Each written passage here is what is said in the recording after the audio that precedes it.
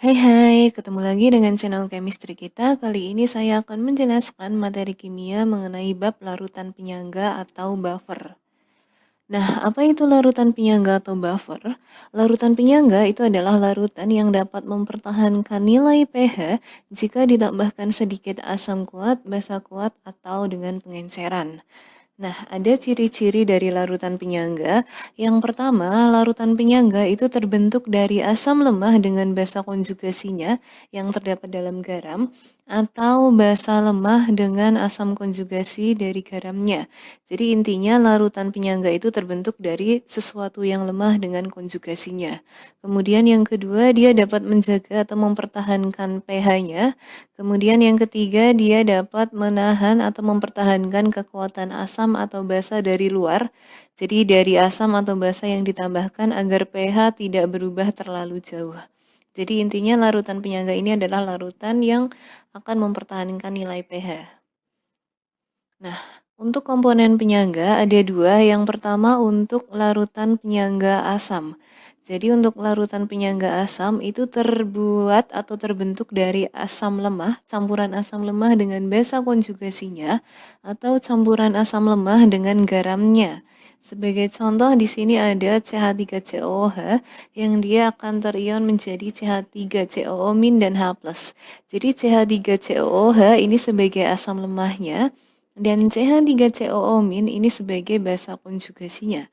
Nah, itu adalah komponen penyangga asam. Jadi harus ada sesuatu yang lemah dalam hal ini. Nah, sebagai contoh ini tadi ya ada pencampuran antara CH3COH yang merupakan asam lemah ya, saya tulis Al. Kemudian di sini ada larutan CH3CONA, ini adalah suatu garam. Nah, dari garam ini ada basa konjugasi dari asam lemah CH3COOH tadi. Apakah basa konjugasinya jadi CH3COONA ini kalau saya ionkan kan jadi CH3COO- plus Na+. Nah, CH3COO-nya ini yang disebut sebagai basa konjugasi dari asam lemah CH3COOH. Sehingga ini adalah komponen penyangga dari larutan penyangga asam campuran tadi. Ada CH3COOH yang merupakan asam lemahnya dan CH3COO- yang merupakan basa konjugasinya. Nah, yang kedua adalah larutan penyangga basa. Jadi, larutan penyangga basa ini terbentuk dari campuran basa lemah dengan asam konjugasinya atau basa lemah dengan garamnya. Jadi nanti dalam garamnya itu akan ada asam konjugasi dari basa lemahnya. Sebagai contoh ada NH3, saya tambahkan dengan H2O menjadi NH4 plus OH-. Di sini NH3 itu sebagai basa lemah dan NH4 plus itu adalah asam konjugasinya. Nah, karena di sini ada basa lemah, maka ini disebut sebagai larutan penyangga basa. Jadi ada basa lemah dengan asam konjugasinya, itu adalah komponen untuk penyangga basa. Nah, ini adalah gambarnya. Jadi ada larutan NH3, saya campurkan dengan NH4Cl, di mana NH3 tadi merupakan suatu basa lemah, sedangkan NH4Cl itu adalah garamnya, di mana garam untuk NH4Cl ini kalau misal saya ionkan, NH4Cl itu akan menjadi NH4 plus dan Cl-. Nah, NH4 plusnya itu yang merupakan asam konjugasi dari basa lemah NH3. Jadi campurannya seperti ini adalah komponen untuk larutan penyangga basa. Tadi ada NH3 yang merupakan basa lemah dan NH4 plus yang merupakan asam konjugasinya. Ada komponen larutan penyangga, di sini ada beberapa contoh. Jadi komponen untuk pembentuk larutan penyangga itu adalah dua zat yang mirip ya. Di sini untuk penyangga asam sebagai contoh harus ada yang lemah. Nah, di sini asam lemahnya ada CH3COOH, basa konjugasinya adalah CH3COO-. Di mana CH3COOH dan CH3COO- ini adalah dua zat yang mirip. Jadi basa konjugasi dari asam lemah itu adalah mirip nanti dengan asam lemahnya. Kemudian contoh lainnya itu ada HCOOH, basa konjugasinya adalah HCOO-. Ada asam lemah HF, basa konjugasinya adalah F-, dan yang terakhir ada H3PO4, basa konjugasinya adalah H2PO4-. Nah, kalau dilihat basa konjugasinya itu akan terdapat dari garam pembentuk basa konjugasi. Jadi Sebagai contoh untuk basa konjugasi CH3COO- di sini ada garam NaCH3COO. Nah, untuk NaCH3COO di sini kan ada CH3COO ya. Nah, ini kan kalau saya ionkan menjadi Na+ dan CH3COO-. Nah, CH3COO-nya itu yang merupakan basa konjugasinya. Basa konjugasi dari asam lemah tersebut yang terdapat dari garamnya. Kemudian ada lagi contoh yang lain KCH3COO. Di sini kan juga ada CH3COO yang merupakan basa konjugasinya ya. Jadi garamnya itu nanti akan membentuk basa konjugasi. Kemudian untuk komponen larutan penyangga basa, di sini sama halnya dengan yang tadi, dia harus mirip. Jadi NH3 dan NH4+ itu kan dia mirip ya. Ada basa lemah NH3, kemudian asam konjugasinya adalah NH4+. NH4+ ini terbentuk dari garamnya, jadi ada garam pembentuk asam konjugasi. Contohnya adalah NH4Cl dan NH4Br. Dimana kalau misal NH4Cl saya ionkan itu menjadi NH4+ dan Cl-. Nah, NH4+ itulah yang merupakan asam konjugasinya. Kemudian untuk pH larutan penyangga, nah nanti kita untuk mengerjakannya harus bisa mengidentifikasi. Jadi nanti kalau di soal ada dua senyawa yang mirip, itu silahkan langsung rumus penyangganya. Tapi kalau dua senyawanya itu berbeda, kita akan reaksikan, nanti kita akan MRS. Dan setelah MRS, kalau penyangga itu ciri-cirinya akan ada sisa senyawa yang lemah. Nah, untuk pH larutan penyangga asam, rumus H+-nya adalah Ka dikali mol asam per mol garam. Nanti pH-nya adalah -H+, sedangkan untuk pH larutan penyangga basa rumusnya adalah OH- sama dengan Kb dikali mol basa per mol garam. Dimana nanti untuk POH itu rumusnya adalah -log OH- dan pH-nya adalah 14 - POH. Nah, untuk penerapan larutan penyangga, ini ada penyangga karbonat. Jadi di sini ada gambar darah ya, karena penerapan larutan penyangga itu salah satu penerapan penyangga itu adalah mempertahankan pH darah. Yang pertama ada penyangga karbonat. Jadi pada cairan luar sel atau ekstrasel itu terdapat penyangga karbonat yaitu H2CO3 dan HCO3-. Nah, ini kan mirip ya.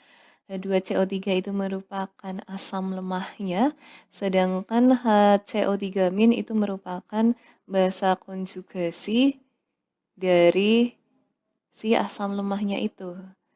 Oke, saya tulis basa konjugasinya. Nah, ini adalah reaksinya. Ada HCO3- ditambah H+ menjadi H2CO3 dan H2CO3 plus OH- menjadi HCO3- plus H2O. Nanti dalam plasma darah itu terdapat sistem penyangga sebagai berikut.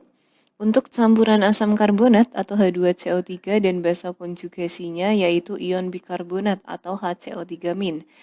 Dan ada juga campuran asam hemoglobin atau HHB dan basa konjugasinya yaitu ion oksihemoglobin atau HBO2-. Nah, dengan adanya sistem penyangga tersebut, nanti perubahan pH darah yang drastis, baik untuk penurunan atau kenaikan pH darah itu dapat dicegah. Karena apa? Karena tadi ada sistem penyangga karbonat.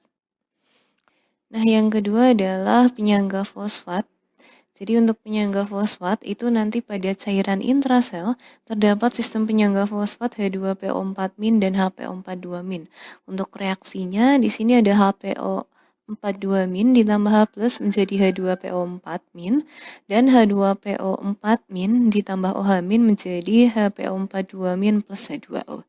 Jadi penyangga ini nanti aslinya juga terdapat di luar sel tetapi jumlahnya sedikit. Nah, selain itu, penyangga fosfat ini nanti juga berperan sebagai penyangga dalam urin. Selanjutnya kita ke contoh soalnya. Yang pertama sebanyak 100 ml larutan CH3COH 0,1 molar dengan nilai Ka 1,8 kali 10 pangkat negatif 5 dicampur dengan 100 ml larutan CH3COK 0,2 molar. Pertanyaannya nilai pH yang dihasilkan adalah berapa? Oke, ingat konsep yang saya berikan di awal tadi. Nanti kalau di soal ada dua senyawa yang mirip, silahkan langsung rumus penyangganya. Tapi kalau ada dua senyawa yang beda, kita harus MRS dulu. Nanti kalau penyangga dia akan ada sisa zat yang lemah. Nah, di sini ada dua senyawa yaitu CH3COOH dan CH3COOK. Dia merupakan dua senyawa yang mirip. Berarti kalau mirip untuk mencari pH soal nomor 1 ini kita langsung rumus saja. Nah, kita menggunakan H plus atau OH min karena di sini diketahui Ka, berarti otomatis kita mencari H plus ya. Nah, H plus untuk suatu penyangga rumusnya adalah Ka dikali mol asam per mol garam. Nah, tapi karena di sini belum ada nilai molnya, kita cari molnya terlebih dahulu.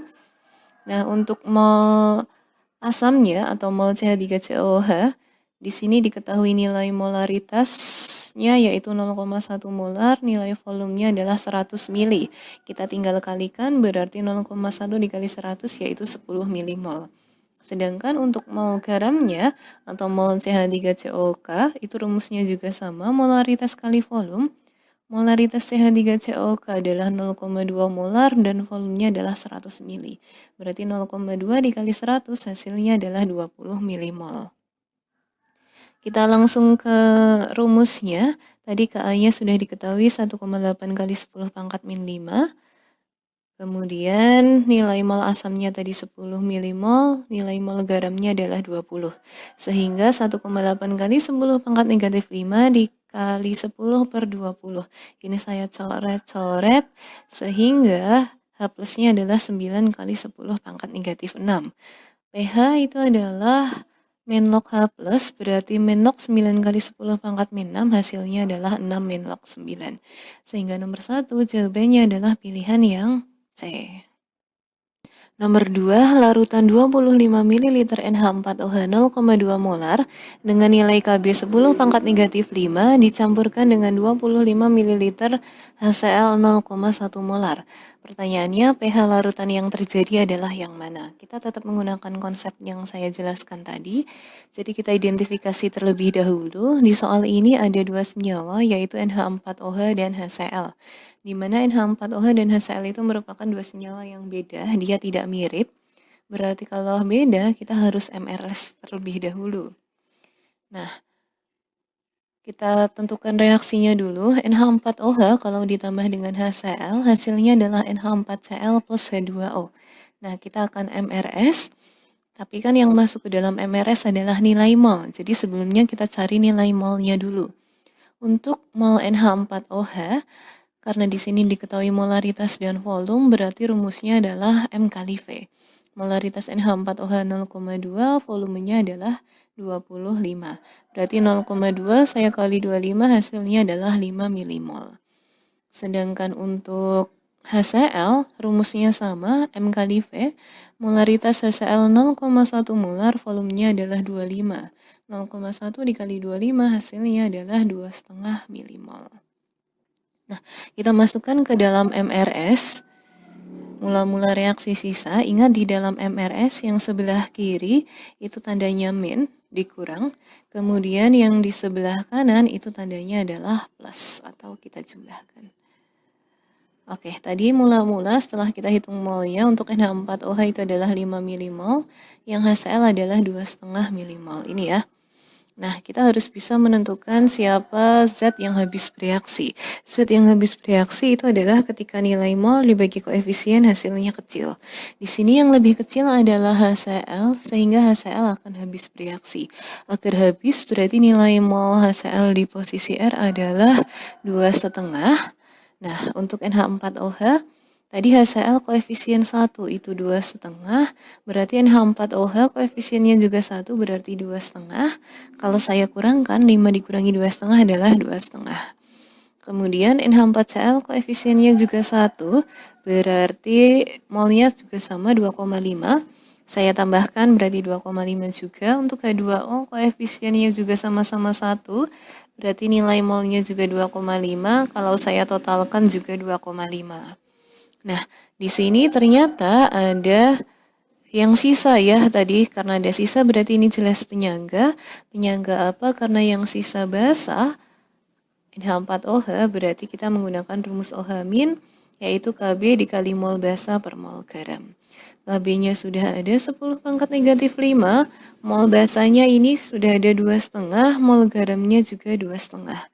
Berarti 10 pangkat negatif 5 dikali 2,5 per 2,5 ini bisa dicoret-coret. Hasilnya adalah 10 pangkat negatif 5. Sehingga kita ke POH dulu. POH itu adalah min log OH min atau min log 10 pangkat negatif 5 yaitu 5. Berarti pH yaitu 14 kurangi POH yaitu 14 kurangi 5 hasilnya adalah 9. Nomor 2 jawabannya adalah pilihan yang D. Nomor 3, larutan penyangga berperan dalam menjaga kestabilan pH dalam cairan inti sel, ekstrasel, dan berbagai sistem lainnya. Berikut ini adalah daftar spesi kimia yang dapat membentuk larutan penyangga. Ada 5 data, pertanyaannya pasangan spesi kimia yang dapat membentuk larutan penyangga adalah yang mana? Jadi di sini saya punya singkatan CECPIN. Jadi X di situ singkatan ekstrasel. Jadi untuk ekstrasel itu di dalam komponennya harus ada unsur C-nya. Lebih tepatnya adalah H2CO3 dan HCO3-. Sedangkan PIN itu dari singkatan intrasel, in-nya. Jadi dalam intrasel itu di komponennya harus ada unsur P-nya. Lebih tepatnya yaitu H2PO4- dan HPO42-. Nah, di sini berarti kalau HPO42- akan berpasangan dengan H2PO4-. Pasangan 1 dan 5 ada, berarti langsung saja ini jawabannya adalah pilihan yang B. Nomor 4, perhatikan kurva perubahan harga pH pada titrasi CH3COOH dengan NaOH berikut ini. Ada gambar, pertanyaannya daerah kurva yang merupakan larutan penyangga adalah yang mana? Nah, dalam kurva titrasi, untuk gambar seperti yang ada di soal, itu untuk daerah bawah ya, dalam hal ini W. Nah, di sini berarti P ya, itu merupakan asam lemah karena kita mulai dari angka 3 ya. 3 itu nanti daerah sekitar untuk asam lemah. Kemudian untuk daerah V di soal, tapi di penjelasan di sini adalah Hi, itu adalah daerah penyangganya. Jadi daerah penyangga ini daerah tepat sebelum dia merupakan titik ekuivalennya ya. Jadi untuk penyangganya yaitu Hi atau dalam hal ini adalah V. Nomor 4 jawabannya adalah yang D. Nomor 5, perhatikan data uji pH beberapa larutan berikut ini. Pertanyaannya, larutan yang merupakan larutan penyangga adalah yang mana? Ingat dalam konsep penyangga itu dia akan mempertahankan pH, artinya kita harus mencari yang pH-nya relatif tetap. Untuk larutan P, di sini pH awalnya 3, saya tambahkan asam menjadi 1, saya tambahkan basa menjadi 4. Berarti ini pH-nya terlalu jauh, tidak relatif tetap, berarti bukan. Yang Hi pH awalnya 5, ditambahkan asam menjadi 4,9, ditambah basa menjadi 5,1. Nah, ini kan relatif tetap, berarti iya. Kemudian untuk R, pH awalnya 8, ditambah sedikit asam menjadi 7,9, ditambah sedikit basa menjadi 8,1. Berarti di sini iya ya, karena dia relatif tetap. Berarti Hi dan R. Nomor 5 jawabannya pilihan yang B. Kemudian nomor 6, pasangan larutan yang dapat membentuk larutan penyangga adalah yang mana? Ingat konsep penyangga itu harus ada satu yang lemah, kemudian yang lemah molnya lebih besar daripada yang kuat. Di sini ada HCN. Oke, kita cek saja. HCN itu merupakan suatu asam lemah, nanti mencari molnya M kali V ya. Saya kalikan saja konsentrasi dan volumenya. Jadi untuk HCN 0,1 dikali 100 adalah 10 milimol. Kemudian yang kedua ada NaOH itu yang merupakan basa kuat. Nilai molnya 0,1 kali 100 yaitu 10 milimol. Yang ketiga CH3COOH itu merupakan asam lemah. Kalau dihitung molnya 0,2 dikali 100 yaitu 20 milimol. Yang keempat adalah NH3 itu merupakan basa lemah. Kalau dikalikan 0,1 dikali 100 yaitu 10 milimol. Dan yang terakhir ada HCl yang merupakan asam kuat. Dikalikan 0,05 dikali 100 yaitu 5 milimol. Oke, berarti kita harus cari yang salah satu itu adalah yang lemah. Nanti kemudian yang lemah molnya harus lebih besar daripada yang kuat. Pilihan A 1 dan 2. Yang satu HCN, yang kedua NaOH. Oke, yang satu asam lemah, yang kedua basa kuat. Masuk untuk syarat yang pertama, tapi untuk syarat yang kedua nilai molnya sama, berarti tidak bisa. Berarti bukan untuk pilihan A, pilihan B 1 dan 5. 1 tadi adalah asam lemah, yang kelima adalah asam kuat. Tidak bisa ya, karena ini harus ada asam dan basa nanti. Kemudian untuk pilihan C, 2 dan 3. Yang 2 itu adalah NaOH yang merupakan basa kuat, yang ketiga adalah CH3COOH yang merupakan asam lemah. Oke, masuk untuk syarat yang pertama. Syarat kedua, yang lemah molnya harus besar. Di sini yang kuat 10, yang lemah 20. Oke, berarti karena yang lemah nilai molnya lebih besar, berarti 2 dan 3 ini merupakan pasangan larutan yang dapat membentuk larutan penyangga. Nomor 6 jawabannya adalah pilihan yang C. Kemudian nomor 7, perbandingan volume dari campuran larutan NH3 0,1 molar dan larutan NH4Cl 0,1 molar agar menghasilkan larutan penyangga dengan pH 9 adalah berapa? Oke, di sini ada dua senyawa mirip, berarti kalau mirip berarti kita langsung ke penyangganya aja ya. Nah, tapi kita balik di sini. Di sini kan sudah diketahui pH-nya yaitu 9 yang merupakan pH suatu basa. Berarti kita bisa mencari pOH dulu yang rumusnya adalah 14 min pH yaitu 14 dikurangi 9 hasilnya adalah 5. Sehingga OH minnya adalah 10 pangkat negatif 5. OH min sendiri untuk penyangga itu rumusnya adalah Kb dikali mol basa per mol garam. OH minnya ada tadi 10 pangkat negatif 5, kemudian KB-nya ada 1 kali 10 pangkat negatif 5, sedangkan molnya nanti kita penjabaran ya, bahwa mol itu kan rumusnya adalah M kali V. Jadi molaritas untuk basanya sudah ada 0,1 molar, sedangkan molaritas garamnya adalah 0,1 molar juga. Sehingga kalau saya masukkan 10 pangkat negatif 5 sama dengan 10 pangkat negatif 5 dikali 0,1 kali volume basa per 0,1 kali volume garam. Ini hasilnya bisa saya coret-coret ya. Nah, sehingga dengan kata lain nanti perbandingan volume basa dibandingkan dengan volume garam yaitu 1:1. Nomor 7 jawabannya adalah pilihan yang A. Oke, cukup sekian untuk penjelasan dari bab larutan penyangga atau buffer. Jika ada yang mau ditanyakan, silahkan ditanyakan. See you.